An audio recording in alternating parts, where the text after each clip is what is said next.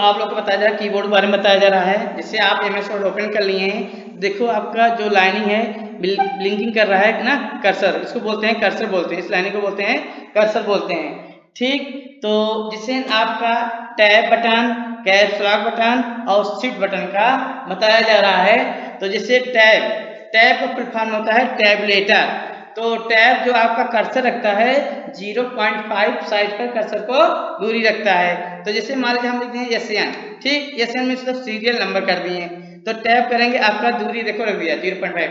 फिर आप मान लीजिए आर्यन करेंगे, आप मान लीजिए रूल नंबर आप हो गया। ठीक, ऐसे हम 0.5 पर कर्सर को रखते हैं टैब बटन से। फिर आपका कैप्स लॉक बटन आ गया। तो जैसे कोई आज कह दिया कैप्स लॉक बटन का प्रयोग क्या होता है, तो कैप्स लॉक बटन प्रयोग होता है कैपिटल और स्मॉल लेटर में लिखने के लिए। तो एक बार हम कैप्स लॉक प्रेस कर देंगे, आपका सभी कैपिटल लेटर लिखेगा। ठीक, फिर अब इरेज कर दे रहे हैं इसको। अब जैसे स्मॉल लेटर लिखे हैं, फिर कैप्स लॉक प्रेस कर देंगे, सभी आपका स्मॉल लेटर लिखेगा। ठीक, अब जैसे ना आपका अब शिफ्ट बटन आ गया, शिफ्ट में जोड़ना मतलब कि एक शिफ्ट के साथ की को प्रेस किया जाता है।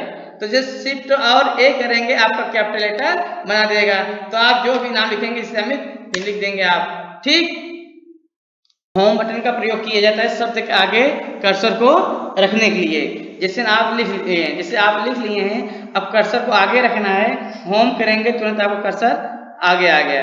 ठीक, फिर जैसे आप लिख लिए हैं, अब अंतिम कर्सर रखना है, इंड करना है, तो इंड बटन प्रयोग करेंगे, आपका अंतिम कर्सर रख देगा। ठीक, फिर उसके बाद आपका जैसे ना आप लिख लिए हैं, ठीक है, आप पूरे लिख लिए हैं। तो जैसे आप कोई कह दिया पेज को ऊपर ले जाना है, पेज को ऊपर ले जाना है, पेज अप करेंगे तुरंत आपका पेज ऊपर हो जाएगा, और पेज नीचे लाना है, पेज डाउन करेंगे पेज नीचे आ जाएगा।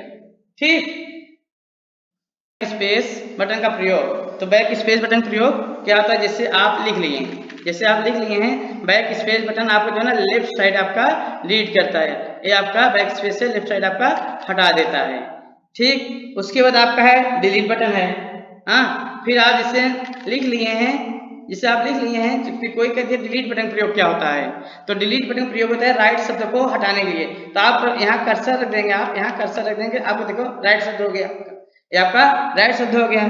तो डिलीट बटन आप प्रेस करेंगे, आपका राइट शब्द आपका हटा देगा। ठीक, फिर आपका इंटर बटन है, आप जैसे लिख लिए फर्स्ट लाइन हो गया आपका। अब इंटर बटन कोई पूछे इंटर बटन प्रयोग क्या होता है, तो इंटर बटन प्रयोग होता है नई लाइन से लिखने। एक बार इंटर किए आप आया कर्सर, फिर आप लिख लिए, फिर अगला लाइन लिखे ना, फिर इंटर कर देंगे, फिर आप ऐसे एंटर, तो इंटर बटन से नई लाइन से नेक्स्ट लाइन आप लिखते चले जाते हैं।